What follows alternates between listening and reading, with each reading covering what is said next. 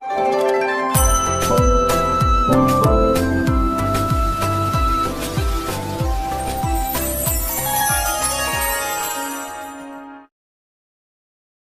जगन्नाथ मु दिवाकर दास आपण मानक प्रणाम करुच्ची 2026 मसीह कर्कट राशि व्यक्तिशेष मानकर किभଳି भाव कटिबो आउ से माने कौन करेंगे प्रतिकार शेष पर्यंत वीडियो को देखिले आम कहूँ शेष को आपण को प्रतिकार आउ से प्रतिकार करी आपण निहाती समस्यार समाधान आपण पाइपर अनेक झंझट मुक्ति आपण पाइपर केवल प्रतिकार आपण करेंगे। तो भक्तबंधु कर्कट राशि 2026 मसीहा भाग्य बहुत सफलता आपंकर रही आपण इच्छा पूर्ण होबार वर्ष हो 2026 मसीहा चंद्रमा पूर्ण जागरण समय हूँ 2026 आपण राशि उपर जाग्रतर वर्ष पुराणा कथा को भूली जातु नुआ कार्य किभଳି भाव करेंगे कर्कट राशि ये चिंता करते कहीं आपण जो कथा को चिंता करते कर्कट राशि पूरा मुंडे पूरेक ही रखते कहीं कि बाहर ता ठीक ना आ जो बाहर विस्फोरण होकर बाहर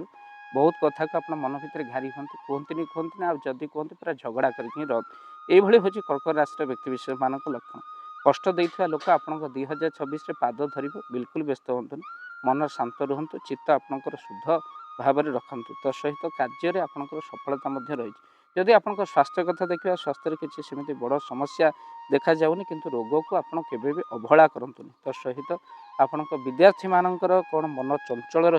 पाठ पढ़ारे आपंकर ध्यान पिला रहा बड़ कष्टकर हम तेणु से 2026 गाड़ी संपूर्ण रूपे दायित्व पिला नहीं पिला मन पाठ पढ़ा लगे से भाव में गाइड कर आवश्यक धन धीरे धीरे आसो बिल्कुल व्यस्त बार नहीं आस्ते आस्ते बेपार बिजनेस बढ़ो 2026 नुआ बिजनेस आप आरंभ करेंगे कि धन जो जगह लगे देखी चाहिए आप लगे मार्च पर नुआ बिजनेस आप आरंभ करूँ टंका पैसा लगे जहाँ मार्च पर ही लगा आपणकर ए वर्ष गुरु रही जिते कर्कट रे रे से शुक्र दशम रे समय अतिशय शुभफल अर्थात मार्च पर ही आपंकर शुभफल निहाती आप प्राप्ति कर भक्तबंधु लव लाइफ रे आपंकर टेंशन रहिबो तो से आप जिद्दी राग रुष एगुड़िक सब छाड़ा पड़े वैवाहिक जीवन आपंकर सुखमय अच्छे छोट छोट समस्या आसो ताहा निहाती भाव में दूर हो पार क्यारियर रे परिवर्तन संतान जोग आपंकर रही एमतीक चाकरी क्षेत्र में आपंकर उन्नति रही तो सहित आपण मानकर जदि जो मान चाकरी होनी से चाकरी जोग रही विवाह जोग आपंकर कर्कट राशि बहुत बनूँ तो आप निश्चिंत भाव में 2026 कौन करेंगे एमती किसी प्रतिकार आपण घरे सुंदरकांड हनुमान जी को पूजा निहाती भाव में करूँ जदि आप घरे हनुमान जी को पूजा सुंदरकांड पाठ आम द्वारा करने चाहते स्क्रीन चलता नंबर में आप कॉल करूँ आम पहुँचू आपण घरे हनुमान जी को पूजा अर्चना करने जो हनुमान जी को पूजा अर्चना करके फेलुअर ना कहीं कलिजुगर प्रत्यक्ष देवता होती हनुमान आउ से कृपा कर परिवार जो आम सुंदरकांड हनुमान जी को पूजा कर आसूँ जदि आपण घरे हनुमान जी को पूजा करने चाहती सुंदरकांड पाठ करने चाहते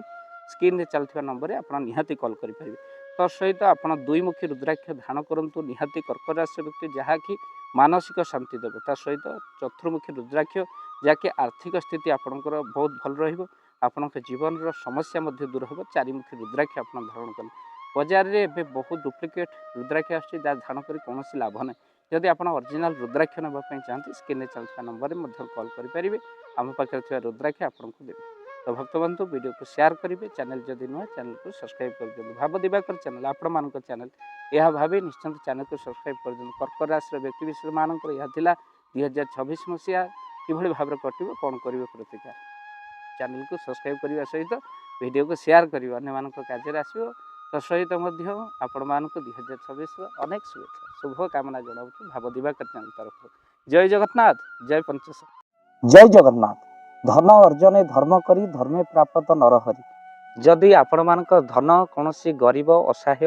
रोगी मानक सेवारे लगी पारिला जानतु आपणकर रोजगार सार्थक हो गला आपणकर धनर मध्य बहुत महत्व रहिला तो आज आपण माने जदि चाहूचंती आपणकर से धन महत कार्य लागू जेमिति कि आमे गोटे आम्बुलांस करिचु जो आम्बुलांस प्रतिदिन किसी असहाय रोगी मानक मेडिकल रे पहुंचाए किसी गरीब अनाथ शिशु मानक मध्य आमे वस्त्र दान करू किसी रोगी मानक पाखरे पहुंचू जो माने बहुत रोगरे पीड़ित से मानक पाखरे आमे किसी अर्थ आ गरीब लोक मानकू सहायता प्रदान करू ये किछि दिन पूर्व आपण माने सहयोग कले आमे मध्य किछि कंबल असहाय मानक पाखरे जाई पहुंची बांटी थिलु आपण को कृतज्ञता ज्ञापन करने सहित जदि आपण चाहूचंती आपण धन आम द्वारा